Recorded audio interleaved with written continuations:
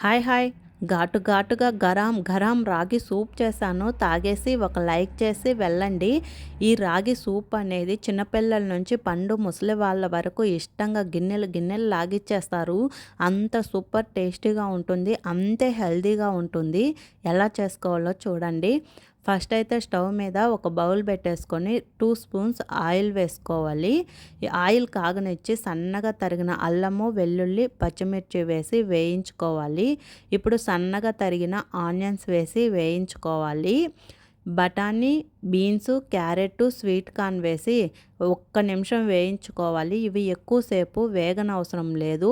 అలానే బఠానీని, స్వీట్ కార్న్ని కొంచెం స్మాష్ చేసి వేసుకోవడం వల్ల మంచి టేస్ట్ వస్తుంది.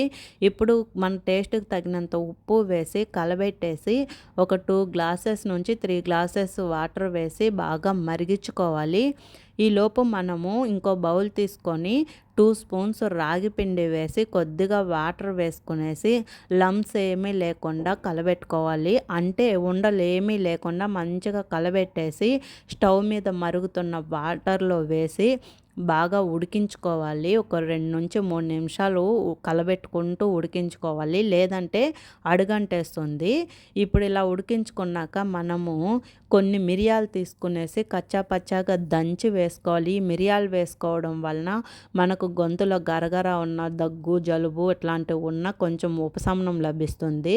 ఫైనల్గా స్ప్రింగ్ ఆనియన్స్, కొత్తిమీర వేసి దించేసుకోవడమే. మన వేడి వేడి రాగి సూప్ అనేది రెడీ అయిపోయింది. ఇందులో కార్బోహైడ్రేట్స్, మినరల్స్, ప్రోటీన్స్, ఫైబరు, కొవ్వు పదార్థాలు ఎక్కువ ఉండడం వలన మనకు చాలా హెల్తీగా ఉంటుంది. అలానే వెయిట్ లాస్ చేసేవాళ్ళు దీన్ని ప్రతిరోజు డైట్లో చేర్చుకోవడం వలన మనకు ఆకలి అనేది వేయదు, ఫైబర్ ఎక్కువగా ఉంటుంది. కాబట్టి ఇంకా వర్షాకాలంలో, చలికాలంలో హెల్తీగా ఈ రాగి సూపు వేడి వేడిగా చేసుకొని తాగొచ్చు. వీడియో నచ్చినట్లయితే లైక్ చేసి, షేర్ చేసి, సబ్స్క్రైబ్ చేసుకోవడం మర్చిపోవద్దండి.